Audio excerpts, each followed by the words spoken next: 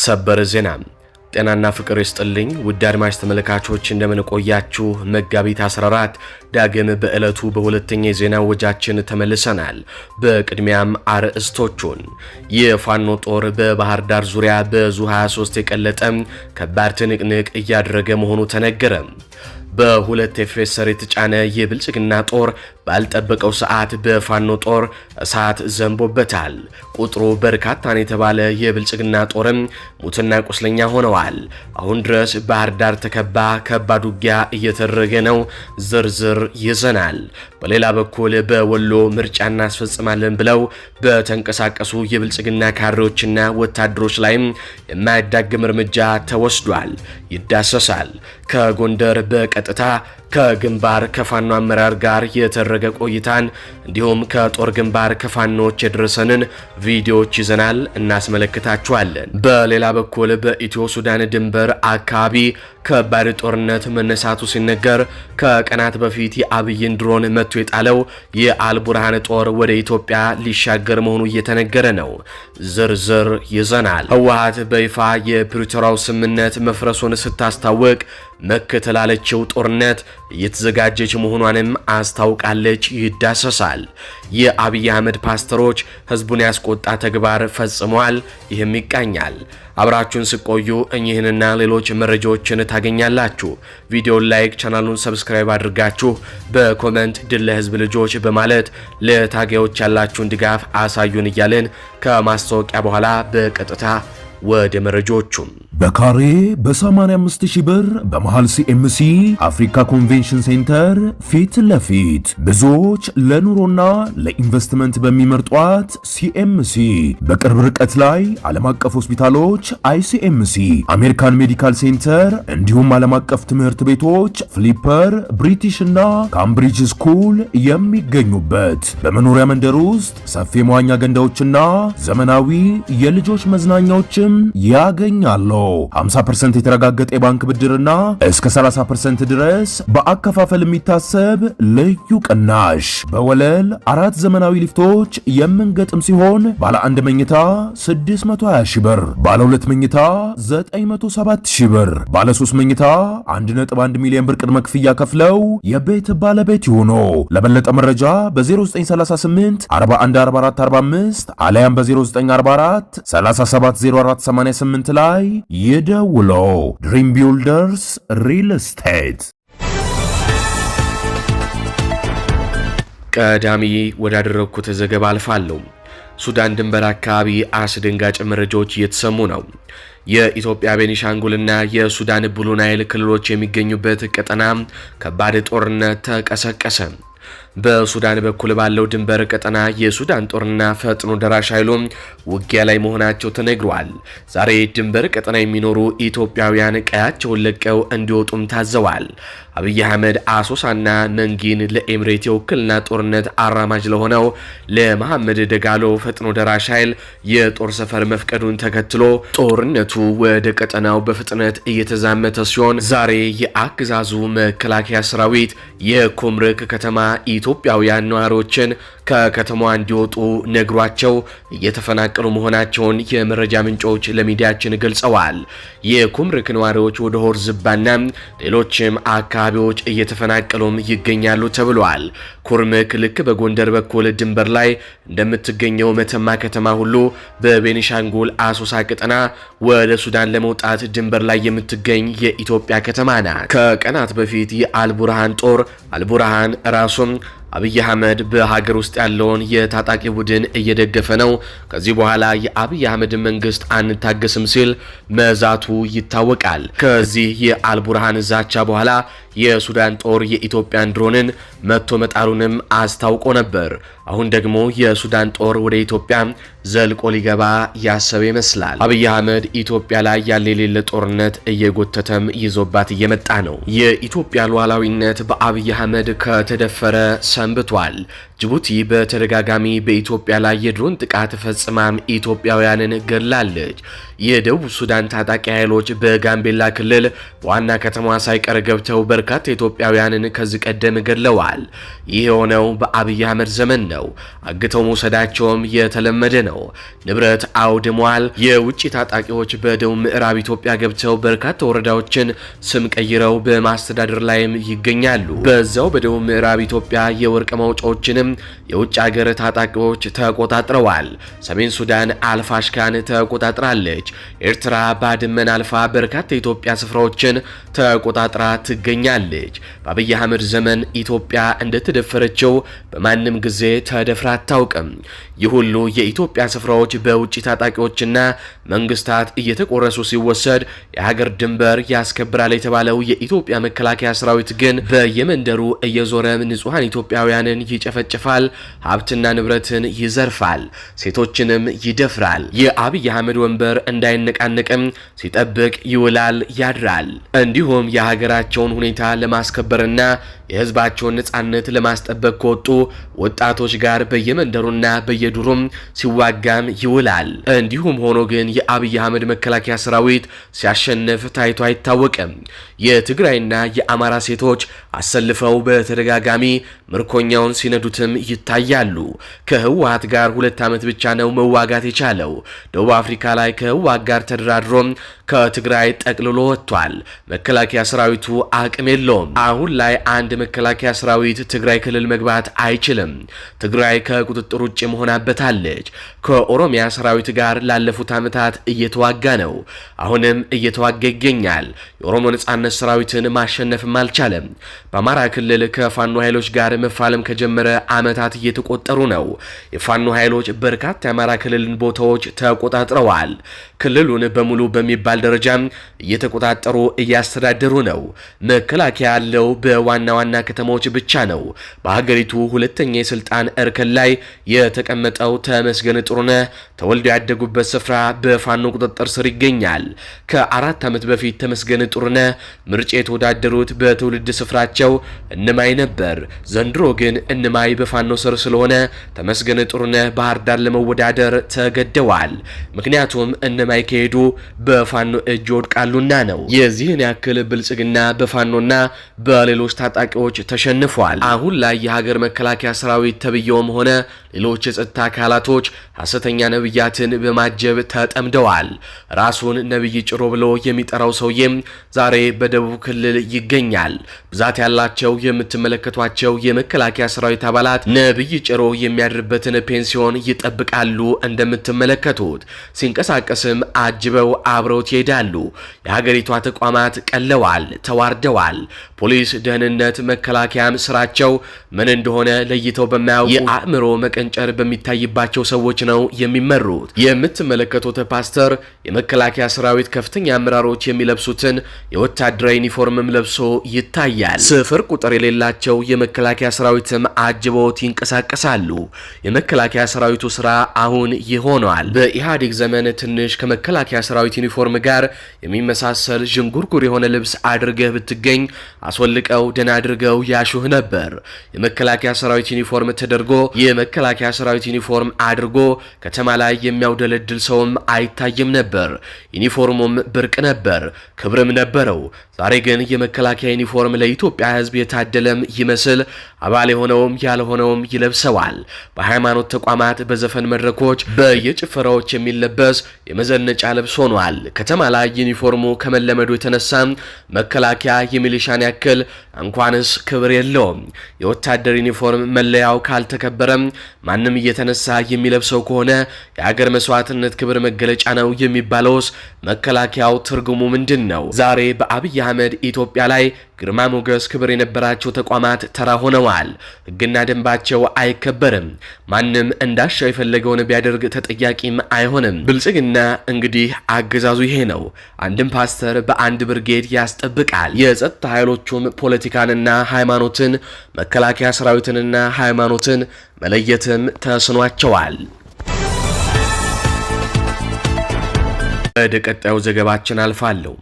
የፕሪቶሪያው ስምምነት 100% ፈርሷል ሲል ህወሓት አስታወቀ። ከፌዴራል መንግስት ጋር ውጥረት ውስጥ የገባው ህወሓት የፕሪቶሪያው ግጭት ማቆም ስምምነት መፍረሱን በይፋም አውጇል። ህወሓት ለጦርነት እየተዘጋጀ መሆኑን ሲያስታውቅ ለሚደረገው ጦርነት ስያሜ ማውጣቱም ተገልጿል። የህወሓት ቃል አቀባይ አቶ ሚካኤል አስገዶም ለቡድኑ ልሳን ወይን በሰጡት አዲስ ቃለ መጠይቅ የፕሪቶሪያው ስምምነት ሙሉ በሙሉ ፈርሷል ብለዋል።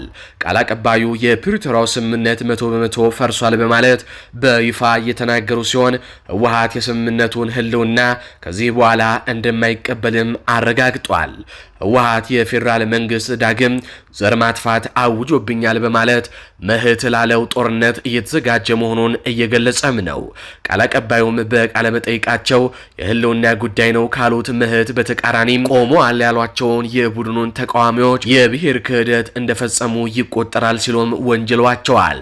የፕሪቶሪያው ስምምነት መፍረስ በይፋም ያወጀው ህወሓት ችግሩ ወደ ፌዴራል መንግስት ገፍቶታል። ህወሓት የፕሪቶሪያው ስምምነት ሙሉ በሙሉ ፈርሷል ያለው ከፌዴራል መንግስት ጋር የገባበት ውጥረት እያየለ ባለበትም ወቅት ነው። የሰሜኑ ደም አፋሳሽ የ2 ዓመት ጦርነት የቆመበት የህወሓትና የፌዴራል መንግስት የፕሪቶሪያው ግጭት ማቆም ስምምነት ከ3 ዓመት በኋላ አደጋ ላይ ወድቋል። በአንድ ወር ውስጥ ትጥቅ ለመፍታት የተስማማው ህወሓት ይበልጥ ተደራጅቶ ዳግም ወደ ግጭት ለመመለስም ዝግጅት እያደረገ መሆኑም እየተገለጸ ነው። በፌዴራል መንግስት በኩልም የህወሓት የጦርነት ዝግጅት በይፋ በመግለጽ በትግራይ አዋሳኝ አካባቢዎች ሰራዊት ማሰማራቱም ይነገራል። ጠቅላይ ሚኒስትሩ አብይ አህመድ የህወሓት የዳግም ጦርነት ዝግጅትን በማረጋገጥ የሚፈጠረውን ትንኮሳ ለመመከት በቂ ዝግጅት ማድረጋቸውንም ከዚህ ቀደም መጠቆማቸው ይታወሳል።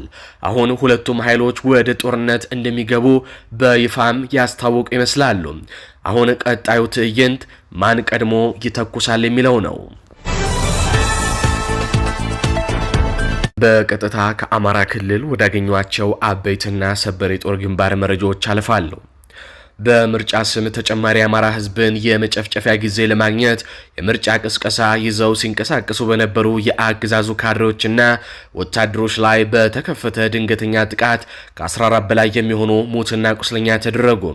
በምስራቅ አማራ ቀጠና ምዕራብ ወረዳዎች ቲርቲራና ልጓም አካባቢዎች በትላንትናው ዕለት አመሻሹን ከፍተኛ ቁጥር ባለው ወታደር ታጅበው የምርጫ ቅስቀሳ ይዘው ሲንቀሳቀሱ በነበሩ ባንዳዎች ላይ ከባድ እርምጃም ተወስዶባቸው በአፋብኃ ምኒልክ እዝ ንጉስ ሚካኤል አሊኮር ሳጅን አባናደው ክፍለ ጦር በሁለት ቦታዎች ላይ በወሰደው የደፈጣ ጥቃት በአማራ ህዝብ ስቃይና ሞት ላይ በምርጫ ስም የሚሳለቁ የአገዛዙ ተዋናዮችን ሞትና ቁስለኛም አድርጓቸዋል።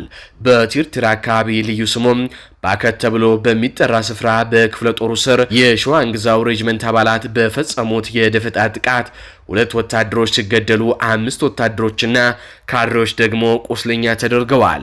በተመሳሳይ በመጀመሪያው ዙር ባከት ላይ ጥቃት ለፈጸመባቸው ጓዶቹ እገዛ ለማድረግ የተንቀሳቀሰው የብልጽግና ኃይል በልጓም አካባቢ በአባናደው ክፍለ ጦር ስር በመሐመድ ዳውድ ሬጅመንት አባላት ተቆርጦ የደፈጣ እርምጃም ተወስዶበታል። በዚህም 3 ወታደሮችና ካድሬዎች ሲገደሉ ከ5 በላይ የሚሆኑ ደግሞ በከባድ ሁኔታም ቆስለዋል። በድምሩ በሁለቱ ቦታዎች ላይ 14 ወታደሮችና ካድሬዎች ሙትና ቁስለኛ ሲደረጉ ከክላሽንኮቭ መሳሪያ ጀምሮ ሌሎች ወታደራዊ ቁሳቁሶችም በፋኖ ቁጥጥር ስር ውለዋል። ይህ በእንዲህ እንዳለ ደግሞ ወደ ጎጃም ስናልፍ በባህር ዳር ዙሪያ የሚደረጉ ትንቅንቆች ሲቀጥሉ ዛሬ ከነጋ ጀምሮ በመኮደ መስመር የፋኖ ኃይሎች በ2 ኤፌሰር ሲንቀሳቀስ በነበረ የብልጽግና ጦር ላይ መብረቃዊ የደፈጣ ጥቃትን ፈጽመዋል። የፋኖ ኃይሎች ዛሬ ጠዋት 4 ሰዓት አካባቢ በመኮድ አቅጣጫ በባህር ዳር ዙሪያ ሲንቀሳቀስ በነበረው የብልጽግና ጦር ላይ ባልጠበቀው ሰዓትና ቦታ የደፈጣ ጥቃት የፈጸሙ ሲሆን የአገዛዙ ወታደሮች ከተጫኑበት መኪና እንኳን የመውረድ ዕድል ሳይኖራቸው በቴዎድሮስ እዝ ፋኖች ተደምስሰዋል። የብልጽግና ወታደሮች በ2 ኤፌሰር የነበሩ ሲሆን ሁለቱም ኤፌሰር ላይ የነበሩ ከ49 በላይ ወታደሮችና ሹፌሮቻቸው በጥቃቱም ተገለዋል። ከዚህ ጥቃት በኋላ ከመኮድ የተወጣጣ የብልጽግና ጦር በዙ 23 ታግዞም ድብደባ እየፈጸመ ሲሆን ፍልሚያው ከተራራ ጋር ይመስል ያለማቋረጥ ያገኘውን ኮረብታማ ቦታ ሁሉ እየደበደበም ይገኛል። ብልጽግና ሬሳውንና አስከሬኑን አስከሬኑን ወደ መኮድ አሻግሮ በዙ 23 የታገዘ ውጊያ እያደረገ ቢሆንም አሁንም አዲስ የመጣው የብርሃኑ ጁላ ጦር ከፋኖ ጥይት ሲሳይነት ግን እንዳልተረፈም ተነግሯል። ይህንን ዜና እስካጠናከርንበት 12 ሰዓት ከ45 ድረስም ውጊያው እንደቀጠለ ነው። ፋኖ ያለምንም መስዋዕትነት በደፈጣም የብልጽግናን ጦር እየደመሰሰው እንደሆነ መረጃዎች ያሳያሉ። በመጨረሻም ቀደም ብለን የነገርናችሁን ከፋኖ አመራር ጋር የተደረገ ቆይታ እንዲሁም ከጎንደር የደረሱንን ቪዲዮዎች ተመልክተን እንመለስ። አመሰግናለሁ። አርበኛ አስቻለው አለባቸው ባላለው የአማራ ፋኖ ብሔራዊ ንቅናቄ ሰሜን አማራ ቀጠና በላይ እዝ መይሶ ካሳ ሁለተኛ ኮር የቋራ ኦሜላ ክፍለ ጦር ህዝብ ግንኙነት መምሪያ ኃላፊ ነኝ። እጅግ እንግዲህ በጣም አመሰግናለሁ። ያው ከዚህ በፊት እንግዲህ በተለይ ክፍለ ጦራችን የሚታወቅ ነው። በተለይ በአንድነት የሚያምን በትግል የሚያምን እና በመርህ የሚያምን ክፍለ ጦራችን መሆኑ ይታወቃልኝ። ከዚህ ባሻገር እንግዲህ ክፍለ ጦራችን የተቋጠራቸውን ከተሞችም እየተከታተለ የቀበሌ መስተዳድርን በማዋቀር የፍትህ አካልን በማዋቀር የአገር ሽማግሌዎችን በማዋቀር በዘርፉ የሚመለከታቸውን አካላት በማዋቀር አጠቃላይ የህዝብ አስተዳደር እና ፍትህ ስራዎች ተደራሽ እንዲሆኑ አክሮ የሚሰራ ክፍለ ጦራችን ነው። ከዚህ ጎን ለጎን እንግዲህ ክፍለ ጦራችን በየሰዓቱ በየወራቱ ሪፎርሞችን ይሰራል። የሪፎርሙ ትልቁ ዋነኛው ዓላማ እንግዲህ እጅግ በጣም በሚገርም ሁኔታ ማለት ነው መተጋገዝንና መተባበርን መደጋገፍን የሚያምን መሪ ስለሆነ አንዴ ከወጣው ከላይ አልወርድም ብሎ አይደለም የሚያምነው። ለአማራ ትግል እስካሁን ድረስ የተቋቋም ነው። በዚህ ልክ ደግሞ መደጋገፍ በስራው ልክ በአረበኝነቱ በጀግነቱ ልክ ደግሞ ወደ እዝ የሚያደርግ ከሆነ ወደ ኮር የሚያደርግ ከሆነ በዛ ልክ እያደገ የሚሄድበትና እንዲህ ነው የኛ ክፍለ ጦር ሌሎችም አሪያ የሆነ ስራ እየሰራ ነው የሚገኘው።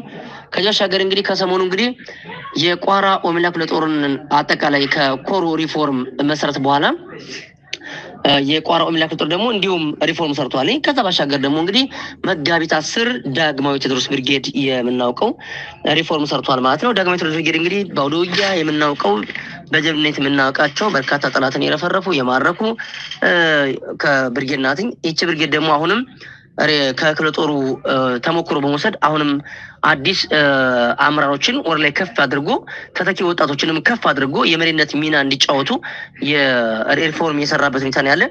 በዚህ መርስ እንግዲህ አጠቃላይ በዚህ መሰረት የብርጌዱ ዋና አዛዥ ሀብቴ ደረጀ ሆኗል። ምክትል መሪ አዛዥ ደግሞ ያው ያለው ላቄ ሆኗል። የሻለቃ አትርሳው ዘውዱ፣ ምክትል ሙላው አስናቀው፣ ዘመቻ አባይነው ደሴ፣ ምክትል ምስጋናው ሀብቱ፣ የሰው ኃይል አበራ አቢታ፣ ሎጂስቲክ ተገኘ ጉበኛ፣ ምክትል ሀብታሙ አሸብር፣ ህዝብ ግንኙነት ፋሲል አሌ፣ ፖለቲካ ዘርፍ ጌቴ፣ ጤና ኃላፊ ጸጋው በመሆን በቋራ ኦሜላ ክፍለ ጦር ከፍተኛ አመራሮችና የመለከታቸው አካላት በተገኙበት ሪፎርሙን በተሳካ ሁኔታ በአለፋ ወረዳ ሻውራ ከተማ ጥናትን ከተቋጠረ በኋላ ሪፎርሙን መጋቢት 10 አከናውኗል።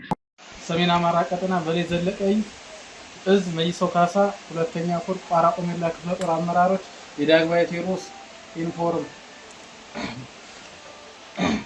የብርጌድ መረጣ ከብርጌድ እንጀምራለን። በዝርዝር ዋና ብርጌድ መሪ ሀብቴ ደረጀ እለስ ማበሰፍ ማለት ነው። ስመግዘ ለጋርኛ ምክትል ብርጌድ መሪ ያለው ላቄ፣ ዋና ዘመቻ መሪ አባይነው ደሴ፣ ምክትል ዘመቻ መሪ ምስጋናው ሀብቱ፣ የሰው አስተዳደር ኃይል አበራ አቢታ፣ ህዝብ ግንኙነት ፋሲል አልማው፣ ፖለቲካ ዘርፍ ኃላፊ ጌቴ አርበኛ ጌቴ፣ ዋና ሎጂስቲክ አርበኛ ተገኘ ጎበኛ፣ ምክትል ሎጂስቲክ ሀብታሙ አሸብር፣ የጤና መምሪያ ዘርፍ ኃላፊ ጋውሸቴ፣ ዋና ሻለቃ አትርሰው ዘውዱ፣ ምክትል ሻለቃ ሙላው አስናቀ፣ ሻምበል አንድ መሪ እሸቱ አይፈራ፣ ሻምበል ሁለት መሪ አስተውል አዳሙ፣ ሻምበል 3 መሪ አባይ ነው ተካልኝ። ሻምበል 4 አም ያለው ወርቁ ምክትሎች አብራችሁ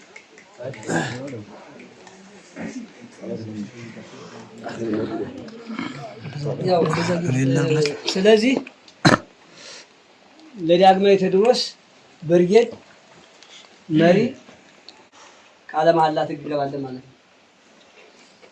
እኛ እጃችሁን አውጡ መጀመሪያ እኛ በቋራ ኦመላ ክፍለ ጦር በዳግማዊ ቴዎድሮስ በብርጌድነት በሻለቃነት በሻምበልነት የተመረጥን በቅንነት በታማኝነት በግልጸኝነት ህዝባችንና ተቋማችንን እየጠበቅን እስተሞት ዕቅባችን እንታገላለን እናገለግላለን። ይህን ባናደርግ የሞቱት ወንድሞቻችን አጥንት ሾህ ሆኖ ይውጋን፣ ደማቸው ባህር ሆኖ ያስጥመን ቃላችን ነው። ከሪፎርሙ በኋላ እንግዲህ ለተአለመለት ግዳጅ ራሱን ያዘጋጀ ዳግማዊ ቴዎድሮስ ብርጌድ ነው። በቀጣይም ነብሮ ብርጌድ ሪፎርሟን ተሰራለች። ስለዚህ ክፍለ ጦራችን አመራሩ የብርጌድ አመራሩ አጠቃላይ ማለት ነው በሪፎርም በመርህ በስርዓት የሚያምን ከመሆኑ አንፃር ለቀጣይ ጠላትን ለአንዴና ለመጨረሻ ዶግ አመድ ለማድረግ ብቻ ሳይሆን ጠላት ያለባቸውን ከተሞች በመቆጣጠር የአማራን ሰቆቃ ለማሳጠር ራሱን እያዘጋጀ መሆኑን ነው። ስለዚህ ዋናው ትልቁና ዋነኛ ዓላማው ይሄ ሪፎርም ትልቁ ነገር ምንድነው? ይሄ መተጋገዝን የሚያሳይና ጠላት ደግሞ ካሰበው በላይ በጥፍ አስበው መጠበቅን የሚያሳይ ነውና ስለዚህ ሌሎችም ክፍለ ጦሮች የሆኑ ብርጌዶችም ከእንደዚህ አይነት አደረጃጀትና ሪፎርም በመስራት እና በመርህ የሚያምን ክፍለ ጦር ላይ ተሞክሮ መውሰድና ቀጣይ ትግሉ የአማራ ትግል ከመሆኑ አንፃር መተጋገዝ ይጠይቃል ከሚል አንፃር የሰራ ነውና በሌላኛው በኩል እንግዲህ ሪፎርምን በአንድ በኩል ሌላኛውን አውዶጊያዎችን በአንድ በኩል ሌላ ደግሞ የህዝብ አደረጃጀቱ የፖለቲካ ዘርፉ የህዝብ አስተዳደሩ አደረጃጀቱ የህዝብ ግንኙነቱ አጠቃላይ ቅንጅታዊ አሰራር በመስራት ከህዝባችን ጋራ ሰፊ ውይይት አድርገናል። በዚህም ማህበረሰባችን ከምን ጊዜውም በላይ የጠላትን ሴራ ያወቀበት የተረዳበት ጠላት አማራን ለአንዴና ለመጨረሻ አጠፋለሁ ብሎ የተነሳበት መሆኑን አውቆና ተገንዝቦ ሁሉም አቅም ያለው በአቅሙ በሞራሉ አባቶች በጸሎታቸው ተጋግዘን ይህን ጠላት ለአንዴና ለመጨረሻ ከሀገራችን አስወጥተን እቻ ሀገር የሁላችንም ሀገር ናት። ስለዚህ እንደ አማራ ደግሞ የተገፋውን የአማራ ህዝብ ከዚህ በፊት ሀገርን በደምና በአንቶ ገንብቷልኝ ዛሬ ግን በዚች ሀገር ላይ ባይተዋሩ እንዲኖር ተገሏል፣ ታስሯል፣ ተሳዷል። ከነዚህ ነገሮች ሁሉ አጠቃላይ ወጥቶ አማራ በገነባት በሞተላት ሀገር ላይ አንገቱን ቀና ደረቱን ነፍቶ አማራዊነቱን አረጋግጦ ከሌሎች ወንድሞቹ ጋር አብሮ የሚኖርባት ሀገር እንድትኖር የምንሰራበት ምዕራፍ ላይ ስለመድረሳችን ህዝባችንም ጠንቅቆ ያውቃል ማለት ነው። ስለዚህ ህዝባችን እጅግ በጣም አውቆና ተገንዝቦ የሚራመድ ስለመሆኑ ከፋኖ ጎን ስለመሆኑ አረጋግጠናልኝ። ቀጣይ ይህን ጠላት አባረን አጠቃላይ ነፃ ሀገር አድርገን አማራዊ እና ሌሎችም ብሔር ብሔረሰቦች እንደማንኛውም ህዝብ እንደ ሰው በሰውነታቸው ተከብረው የሚኖሩበት ሀገር ለመገንባት ስለመሆኑ በህዝባችን በተፈጠረው መድረክ ላይም ለማረጋገጥ ችለናል። በአጠቃላይ እንግዲህ ጠላት ከውጊያ ባሻገር ከህዝብ የራቀና ከህዝብ የተገለለና ህዝብ ሀክሎ የተፈውና የጠላው ስለመሆኑም ከህዝባችን አንደበት የተረዳንበት ሁኔታ ነው ያለ። ምክንያቱም እኔ እየመራሁት ነው ብሎ በየትኛው መድረክ ላይ ከአንዲት ትንሽዬ አዳራሽ ገብቶ እኔ ህዝቡ ከጎኔ ነው ቀጣይ ምርጫ ምረጡኝ እያለ ቅስቀሳ ያደረገ ነው። ስለዚህ ምርጫ የሚመረጠው ህዝብን እንደ ህዝብ የሚያከብር እንጂ ህዝብን በጅምላ የሚገልና የሚጨፈጭፍ ህዝብን እየገደለ ዛፍ የሚተክል ህዝብን እየገደለ በስመ ኮሪደር ቀለም እየቀባ እያሳመረ የሰው ልጅ ካልኖረ ቀለም ብቻ ቀብቶ በማሳመር ሀገር እንመራለን ብሎ የሚያስብ ስለሆነ ስለዚህ የመጀመሪያ የሰው ልጅ ያስፈልጋል። ሰው ካለ ነው ሀገር የሚለመው፣ ሰው ካለ ነው ልማት የሚለመው። ሰው ካለ ግን የትኛውን ልማት ነው የሚያለመው?